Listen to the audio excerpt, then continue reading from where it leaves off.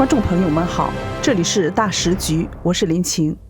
他走了，那个曾经温柔干净、唱歌会笑的男孩于朦胧，被一句意外坠楼草草结案，名字被封，影片被删，母亲的哭声被掩进黑夜。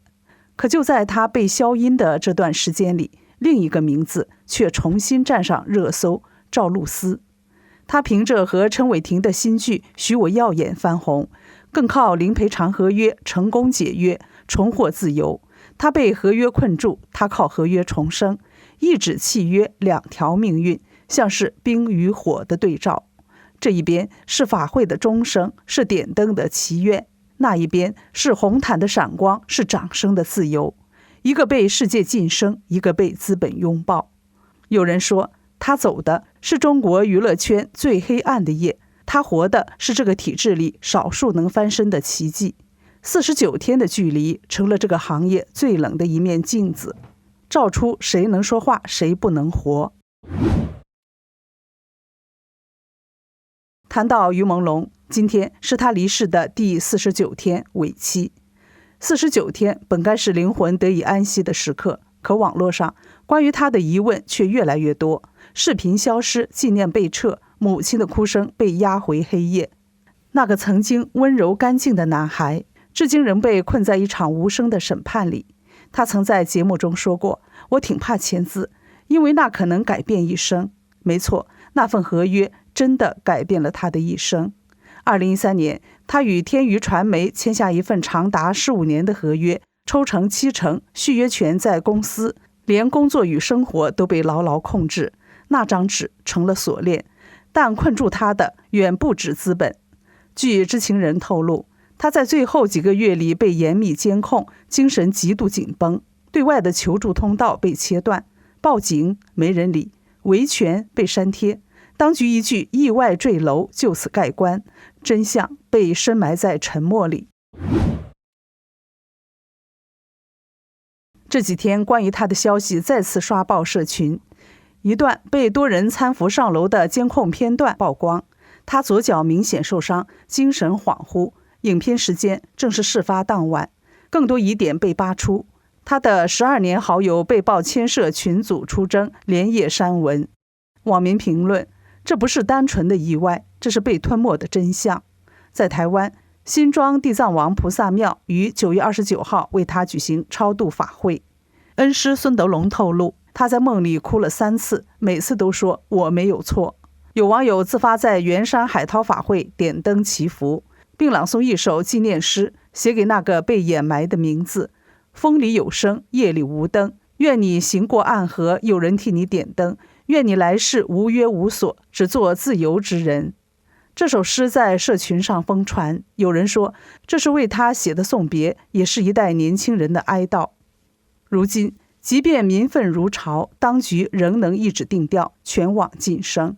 于朦胧3个字被算法抹去，被搜寻屏蔽，仿佛这个人从未存在过。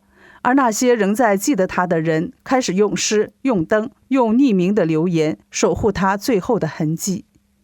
最近一段他生前的录音再次被翻出，那是他在时光札记店里朗诵的散文。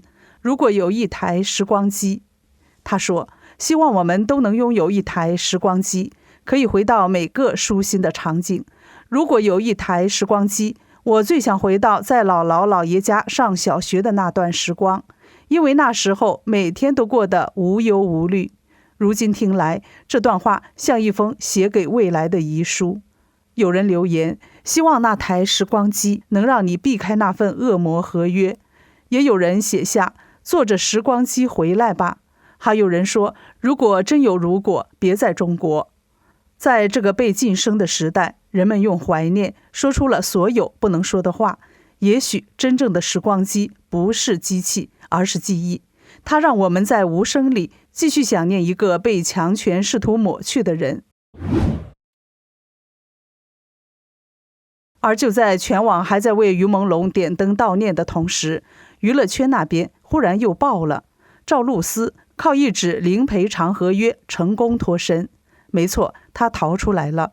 顶流女星赵露思刚和银河酷玉闹完翻脸，转眼就靠新剧《许我耀眼》再度翻红，人气回温，资本也跟着闻香而动。更劲爆的是，他居然不用赔1分钱，直接签进阿里巴巴旗下的虎鲸文娱，从被压榨的艺人一跃成为阿里重点力捧的1姐候选。听起来像爽剧情节，但根据自媒体一中情怀的爆料，这背后涉及一场资本洗牌。原来阿里巴巴早就从银河酷娱撤资，导致那家公司资金链吃紧，最后阿里干脆自己另起炉灶，成立虎鲸文娱，顺势把银河酷娱并购了，赵露思也就顺理成章转到新东家门下。而这份新合约也堪称诚意满满，合约期5年，违约金全免，只需在接下来2年拍戏时顺带2位新人，这条件放在如今的演艺圈可以说是非常优渥了。更让人惊喜的是，虎鲸文娱送给他的第一份大礼就是一部大 IP 古装剧《公寓》，男主角是凭溺爱爆红的田雨宁。即使在整个影视行业寒冬里，赵露思的资源还是一条龙安排好，第2部作品也已敲定，据说是一部悬疑题材的剧。据内部消息透露，阿里文娱总部的大荧幕上已经开始播放赵露思的宣传片段，这也意味着赵露思正式成为阿里重点力捧的新一代女星。娱乐圈有句话说得好，有人在寒冬里结冰，有人却在雪地里起舞，赵露思显然属于后者。说起赵露思，很多人印象里她总是一副甜甜笑容、软萌语气的小甜剧女王，但其实她的起点相当普通。2017年，她因为上综艺《火星情报局》被注意到，隔2年靠着传闻中的陈芊芊一炮而红。那个古灵精怪、敢爱敢恨的陈芊芊，让她从网红演员一跃成为甜宠剧的代名词。之后星汉灿烂、偷偷藏不住、珠帘玉幕接连上线，每一部都掀起热议。赵露思的形象也逐渐定格成国民初恋式的存在，明亮、俏皮、可爱。微博粉丝一度突破3000万，妥妥的顶流小花。在顶流的光环之下，也藏着难以想象的压力。去年底，她在拍新剧《恋人》时突发身体不适，被紧急送医。那之后，他在一次直播中罕见吐露心声，他其实一直陷在与银河酷娱的合约纠纷里。他用4个字形容当年的选择：愚蠢的续约。因为那份合约直到2030年才会到期，也就是说，他还被绑了整整4年多。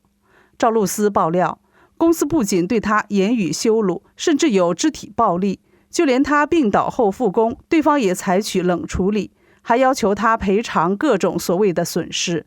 他说，公司把他当成摇钱树，却不给基本的职业保障。而当合约细节曝光后，外界更是惊掉下巴。15年长约，70%抽成，4亿元违约金，连生病停工都要倒扣205万，这哪是合约，简直是卖身契。香港导演王晶最近在节目中也谈到过这件事，他透露，赵露思那家公司就是典型的1星公司，底下签了一堆人，却只捧红他一个。而银河酷娱有80%的营收都靠赵露思一人撑着。这么看来，公司之所以设下那么苛刻的违约条款，也就不难理解，那不是合约，是锁链。虽然和银河酷娱闹翻后，赵露思一度消失在大荧幕上，曝光度还不如从前，但人气这东西啊，真不是公司能决定的。前阵子她现身西安某商场出席活动，现场几乎是万人空巷，层层人海把她团团围住。那一幕证明了什么叫真正的红是藏不住的。而让她彻底逆风翻盘的是新剧《许我耀眼》。这部戏几乎零宣传没预告，9月26号就这么悄悄空降上线，没想到一开播就炸场，收视飙高，热度直接冲榜。